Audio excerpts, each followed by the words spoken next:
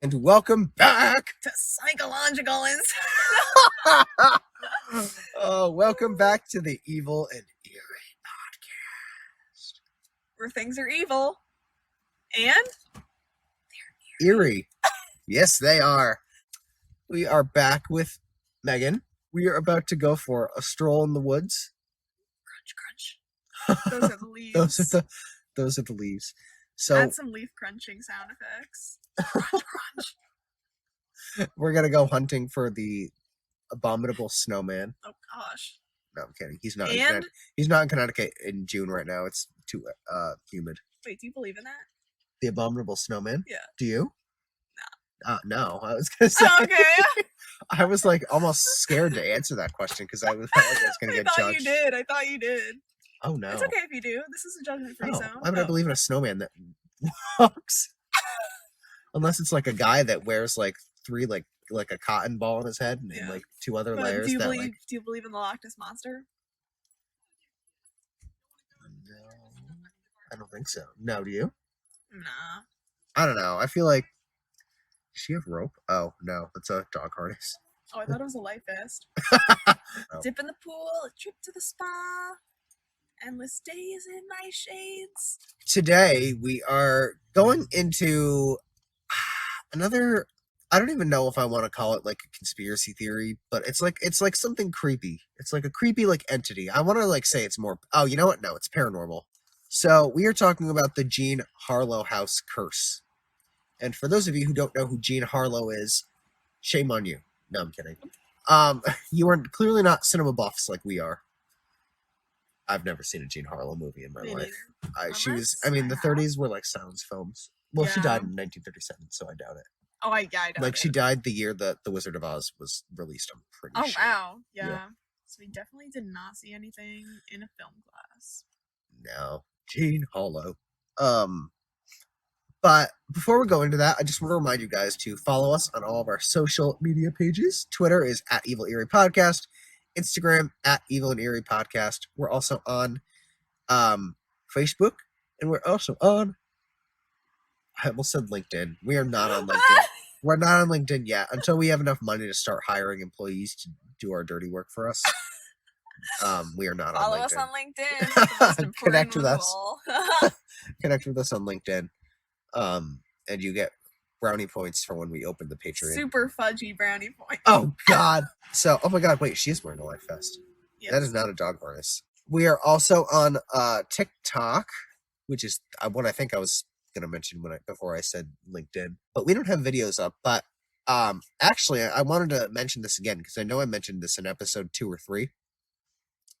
That we want to kind of go back to an old idea we had for a podcast last year, which is visiting the most haunted places. Oh yeah, we do. And getting not only video footage, but like audio footage, and then kind of like analyzing our like experience. Yeah, because in where we live, which a place we will not disclose, there are a lot of scary... We're in Connecticut, but we're not going to tell you what state we're in. I could not believe you got that on recording. That's pure stupidity in its finest. We live somewhere where there's a lot of scary places. So yeah, but we're willing, depending on how successful the show takes off, we are willing to maybe like a nice weekend, take a little road trip, maybe to a neighboring state, maybe depending on how well this takes off. If we're not subscribe so you can see a season 2. Yes. And download each episode. Please. That's how we get revenue. I'm going to be downloading every episode. Yeah? You're allowed to do that? Yeah. Oh, you're allowed to download your own episode? Yeah, because, I use a different Apple, ID for uploading than I do on my phone. Oh, okay, I see. So, I'm going to be downloading. Okay. So, Lorenzo's the reason why we're going to be upgrading equipment and getting a studio. Well, we need 5,000 first to start getting ads, submit for advertisements. Yes. But if any of my co-hosts don't download every episode, they're off. They're not coming back on the show. No, I'm kidding. Because I know Luca's going to somehow forget. She's going to be like, I don't want to come back on the show. They insult me too much behind my back. Yeah, so we want to start doing those video casts. In the first place we want to go to, because I did not know that this place was open to the public Holy Land in Waterbury. Yeah. I didn't. Everybody knew it, but me. Nah, that we it was were talking open. about that, right? It's open or no? You can go there and walk around. Oh yeah. Yeah, and it's like it's supposed to be this like it's. They say it's like not as big as Disneyland, but like it's basically like a huge place that's like a little Jerusalem. Really? Oh, it's haunted. Yeah, but it's wow. like supposed to like mimic Jesus' hometown. Oh wow. Okay. Yeah. So that is definitely going to be the first place we go. Let us know where else you want us to go. But anyways, we're going to start talking about Jean Harlow, which I'm super excited about. Like we said, Jean Harlow was an actress that neither of us really are familiar with, unfortunately. I just looked her up. She was in Scarface, actually. What? Have you heard of Scarface? By Howard Hawks. She was in Scarface. Do you, like the Scarface that Al Pacino was in? No, this came out in 1932. I was gonna say. Jean Harlow. Was that even the name of the movie? Oh Scarface? wow, actually, she was not really a main character. Actually, she was also in City Lights. Have you heard of that one? Yeah, I actually have. Okay, well, directed by Charlie Chaplin. I haven't seen it. Oh well, we know Charlie Chaplin. Yeah, our bestie. Charlie Chaplin, our bestie. I have always wanted to be Charlie Chaplin for Halloween. Oh yeah, I feel like that'd be like a creepy because he was kind of like all of them. I mean, even like Buster Keaton too was like kind of creepy looking with all the makeup they had to like put on. Yeah, that's true. Yeah, so Jean Harlow, she was born March 3rd, 1911, and she died June 7th, 1937. And June 7th is the debut of the podcast day. That's really weird. Yep. Wow. So the podcast, the first episode, not this one, will be released on the 84th anniversary of Jean Harlow's passing. Wow. Rest in peace to that beautiful woman. I can't believe she was 26. Yeah. So they called her the blonde bombshell because she was blonde and she was the bomb. The bomb.com. Yes, she was. And she lived in a shell. No, I'm kidding. I'm not going to go too much into Jean Harlow because, I don't want to give a biography on her, silver screen career. When she was 21, she married a 43-year-old man named Paul Byrne. And I'm not even kidding you guys. The source I used described Paul Byrne as 43 and ugly. They were brutal back in those days. Apparently, because she was supposed to be the sex symbol. And I guess it was very shocking that not only she married a man who was 22 years older than her, but also someone who was clearly out of her league, which I had to write that in there just because it was funny. I don't mean to make fun of the less fortunate in the looks department. He's going to come back to haunt you. Well, apparently his ghost is in California, so we'll wait until we move there just to jumpstart our careers as screenwriters. Yeah, we'll put our recording studio next to where the ghost lives. Well, as long as, if we bring Luca out there, we can have Barbara come over because she'll get possessed. Barbara has a tendency to get possessed. Don't they have someone who comes to their house and blesses it every month? I thought you were talking about the Jean Harlow house, and I was like, oh, I don't know, I didn't read that. But then I realized we were talking about the Lucretia house. Yeah. Plot twist: Luca is the ghost that haunts them. That's why it never goes away. Oh, I'm so sorry, Luca. Please continue to download the episodes, though, girl. So she married Paul Byrne, and piece of the puzzle found underneath the, in the glove compartment box. He was an MGM executive. Oh. So, Miss Jean Harlow was looking to advance her career. Yes. So anyway, they had issues from the start. He, I guess, would beat her occasionally. So he was a jackass of a man. So there were really no redeeming qualities about him. And there was some controversy because in 1932, September 5th, 1932, to be exact, he was found with a bullet in his head, dead in his bedroom. And there was a suicide note. Oh my God. However, here's where, we get to bring in the conspiracy theories again. Because the secretary said that it was a murder. How she knew that was beyond me. Well, actually, that's a lie. Because she said the note Podcast off the note. The note. It sounded like a Canadian. Irish. The note. The note. I gotta talk like a Connecticut boy. But again, I'm not gonna tell you what state I'm living in. So she said the note was not his handwriting. It was clear forgery. And a funny little, tidbit is that Dorothy Millett, who was his common law wife, which I don't even know what that means. I think it means it was maybe they didn't fully go through the divorce process or something like that, visited him just days prior. And then 2 days after he died, she committed suicide. Mm-hmm. She jumped off of... Wait, Jean Harlow? No. Dorothy Millett. Oh, wait, Dorothy. Yep. Yeah. She jumped from a steamboat. And that's how she died. Oh, you're being for real? Yeah. Oh, my. Yeah. Wow. So, yeah. Poor girl. Jean, they left Jean alive. God was like, she's been through it off. She already married that ugly man. So, they think it was, not sure if it was, there's a lot of ambiguity between whether it was a suicide or a homicide. There was no doubt some fiddling going on there.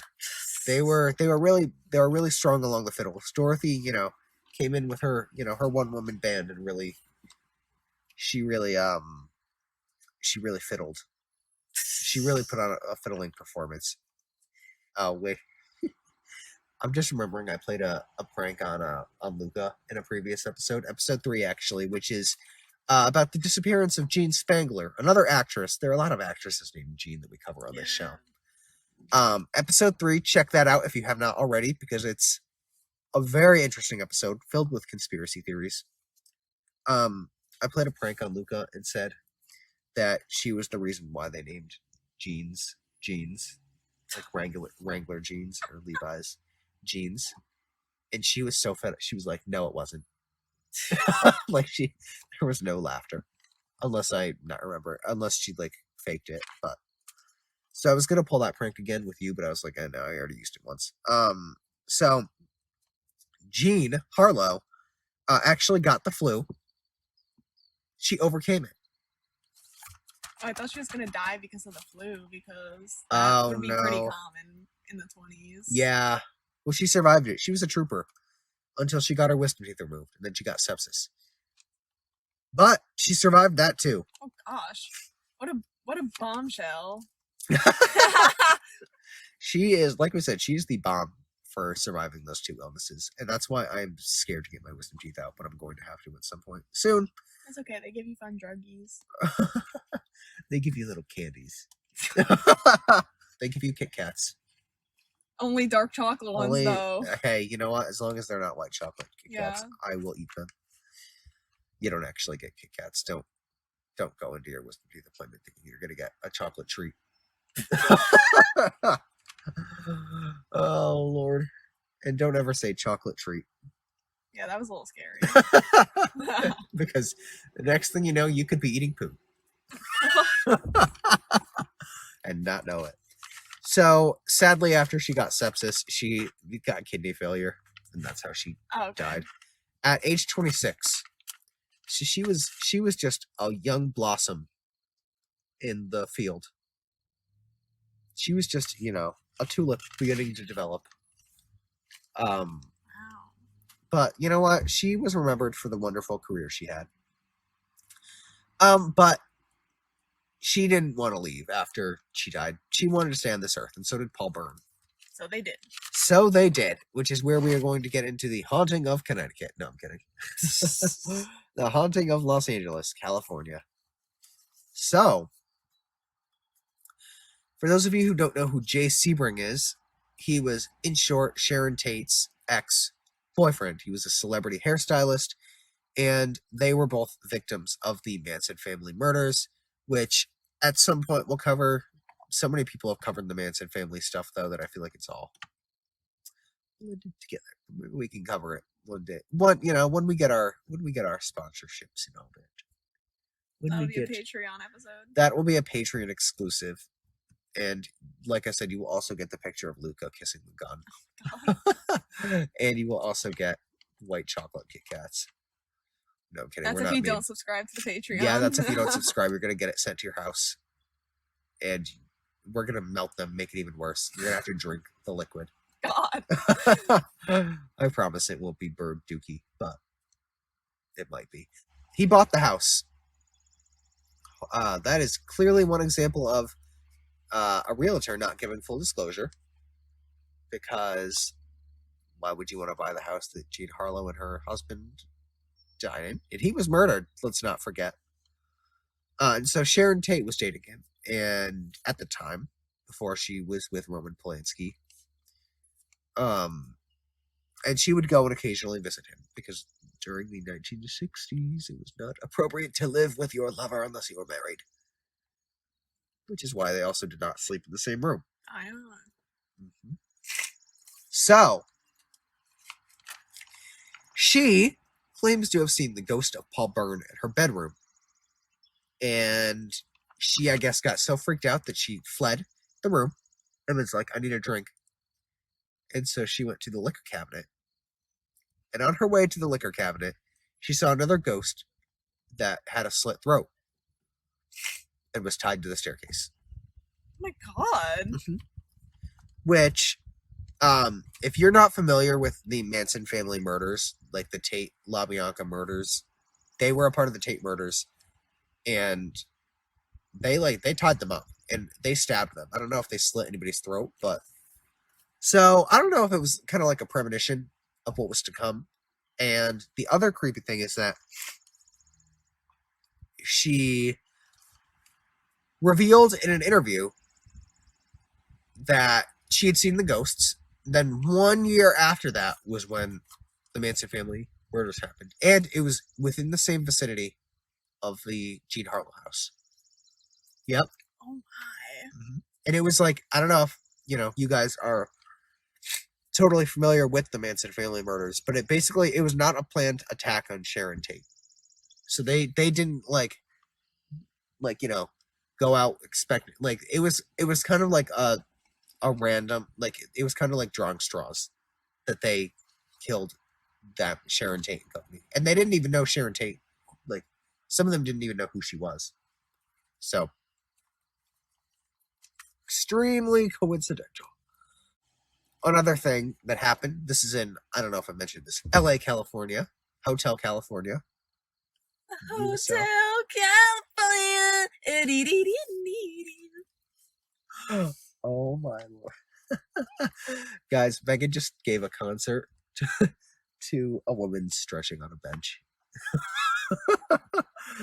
She, you know what? That woman will not have to go purchase an Eagles ticket when they start touring again. Because she just got the experience of a lifetime. I also almost, speaking of which, I almost bought Eagles tickets. Oh, for real? Oh yeah, they're my favorite. I change favorite bands quite frequently, but right now I'm on an Eagles kick, and I kind of want to Really? Sadly, I would have to go to the West Coast to see a concert. Yeah. Which is not happening unless you hop along with Marceline and she takes you to Coachella. I'll pass. But I was sorry, Marcy. No, I'm kidding. I would totally go. No, I was gonna say, unless you download and we get money, and then I'll. So we can go to Coachella. So I can go see the Eagles. But yeah, so, and I guess 2 people drowned in the pool at the Jean Harlow house as well. So we already have 4 deaths, and then 4 other ones that were kind of in the vicinity. So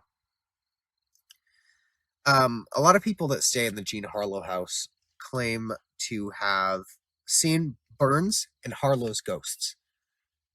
And all I could think about is the season of American Horror Story, Murder House, appropriately enough. The only one I've seen almost in full.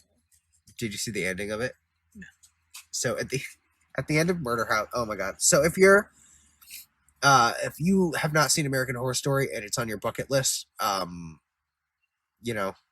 skip ahead. But basically at the end of Murder House, spoiler alert, you have about 3 seconds. So I'm about to start talking about it. At the end of Murder House, basically everybody dies in Murder House. And so the mother and father, Vivian and Ben, start like putting on these like little performances to scare people out of the house so that they don't end up dead too. And so they perform these little like skits where like they kill each other and all that, and they like, come back to life because they're ghosts. And I could see Paul Byrne and Jean Harlow doing that, like putting on a little like play in the parlor. The parlor. I was trying to think of like an old timey like in the parlor, Dr. Ham. I could just Dr. Ham. But so I could see them putting on like a little play in the the parlor where Paul Byrne's ghost comes in and Jean Harlow starts screaming at him. She kicks him in the nuts. He starts choking her a little bit. Yeah. What a what a performance that would be. Yeah. I hope when me and Luca die, we put on that performance too. Yeah. Although recreate. Oh my lord. Too funny. They think that they're like protective over their house, like they don't want anybody else living there. So I guess it kind of would be like a sort of like scaring people to get out. But I don't know. So what are your thoughts about the Jean Harlow house? The Jean Harlow house, I think, is a fallacy. Describe for those who aren't well versed in the English language what fallacy means, including me. Wait. So the house is actually somewhere in Cali. LA. Yep. Like, is it visitable? Well, I don't know if they sold it to people who are living there, but we could always make friendly with them and see if we can, pretend to be their friends, when they invite us over for tea and crumpets. I was like trying to think of crumpets and I almost said Criscuits. Because I was like thinking about Triscuits. But then I was also thinking about biscuits. Yeah. Triscuits and biscuits. And then I don't know where the Triscuits and biscuits. Maybe I was thinking of crumpets and Triscuits. That's Yeah. They're gonna invite us over for Triscuits and biscuits. And trinkets. They're gonna give us trinkets. Yeah. Like little souvenirs. Maybe they like saved Jean Harlow's teeth in a little vase, and we can take them home. Yeah, we can take her molars. We can take the wisdom teeth they gave her sepsis. Poor girl. So yeah, you could actually go. I mean, I think that'd be a good one to do our video cast with. I think we're gonna go. I'm getting the plane tickets right as we speak. Yes. And then like I said, we have to bring Luca and maybe even Barbara. So they could get possessed. Yeah. Because I want to be possessed too. I'm going to be jealous a little bit. Wait, do you actually want to be possessed? I wouldn't be opposed to it. Wow. Would you? I don't think so. I feel like most people wouldn't. I feel like it would. I don't know. I'd like to see. Now that I say that, I'm going to like be possessed by someone spooky. Yeah, I feel like that'd be like a bad acid trip, but worse. Yeah, I would agree with that. But also we were joking on the debut episode, which if you have not seen, what are you doing? Go watch that. Oh no, I was talking to the people. I thought you were talking to me. I was like promoting the first episode, you bitch. What are you doing? I know. Go listen. Well, download it and then listen to it. Go download it and then listen to it. Well, so the premiere episode was on Lizzie Borden, and we talked about how Luca and her family have taken field trips. I feel like this, like, I'll say it after. About like how they've taken field trips to the Lizzie Borden house because you could stay there overnight, and we were joking about how like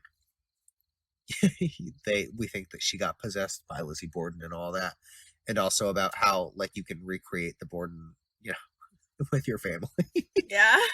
Like you can go like when your stepmother's upstairs folding the beds, just axe her. And then I'm gonna be the reason that a new murderer comes up. I'm sorry. A new Netflix series results in it. On our podcast, it's like, don't ever listen to this podcast. They're evil. And eerie. I'm evil. You're eerie. No, Two stooges. I feel like eventually this podcast is going to slowly transition from Evil and Eerie to Luca. I feel like it's just like people aren't even going to notice that we changed the name to Luca. It's just going to be we're just going to talk about her for Lucrezia. Yep. I also told the viewers about how we call her Astrid. I was just fiddling with everybody with that one. But no, we call her Grandpa, and then I said, but I called her Grandma, and she said no, Megan's Grandma. I said I thought I was Grandma. I was just fiddling with her again, and she was like no, and I was like okay, then I'm Great Aunt Lucy. And Lucy was just a name I pulled out of my ass. I forgot that we sometimes call her Lucy. That's her pet name. Yeah. So sounded like Georgia there. So yeah, the Jean Harlow house, it's very intriguing. I would love to go visit it. I'd love to do an interview with her from Beyond the Grave. Yeah, new bucket list idea. Interview ghosts. And I'd like to see, what she knew about her husband's murder and all that, because that's a very interesting little tidbit. Before we, sign off, I feel like there's not too much more to, I think it's an interesting little story, but I feel like there's only so much we can discuss about it. But what do you guys think? Yeah, what do you think? Let us know in the comments. Are there comments? On Instagram, yeah. Oh, on Instagram. Oh, I thought you meant on the podcast. Well, you can rate and review us. Like I said in a previous episode, though, don't be asswipes about it. You be constructive. Give us, constructive criticism. That's the way to go. We don't need asswipe feedback, because what we do with asswipe feedback? We wipe our ass with it. Yeah. And then it goes down the toilet. Our own asswipes. Yes, we will criticize ourselves. Thank you. But no. But in all seriousness, rate and review us. Made it through the first week. Thank you if you've listened to our first week of content on social media, which was plugged earlier. Again, rate and review us. Visit our website, www.evilandeeriepodcast.com, where you can read about our co-hosts, read their little biographies, and get links to everything. And we also do have the episode topics up there. So if you, want a little bit, sometimes we'll put a couple of days in advance. So if you want a sneak preview of what is to come, please check the website out, because you might get to lift up a little curtain and peek through it. So, yeah. Oh.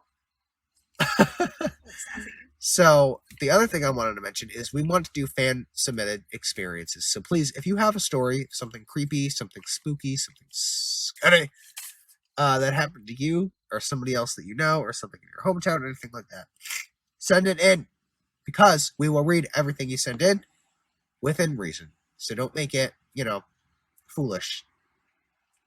Don't fiddle with us, because we don't play the fiddle. We don't play with fiddles.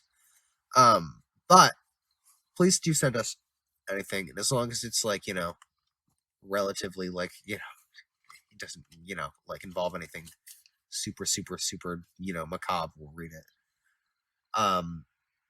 And we will hopefully get enough views on this week's podcasts to submit for sponsorships, and then we can start our Patreon and other shit like that. So for the next episode, we are going to, my voice cracked, so we are the champions of the world. Oh, Lord. Yeah, you see how we like to tie into previous episodes? That's why you have to watch them all in succession. Yes, you do. Or at least download them. Download them all in order. If you're not going to listen to them, just download them so we can get a binge marathon of the Evil and Eerie podcast. Yes. We will give you a a laugh. Like I said, I think I said in an episode 1 or 2, we will give you a tickle in your throat. And we'll give you a laugh. Maybe we'll even give you a cry. We'll scare you so much that you won't go to bed at night. No, I'm kidding. No, I'm kidding. Unless you're living in the Jean Harlow house, you don't have to worry about not sleeping.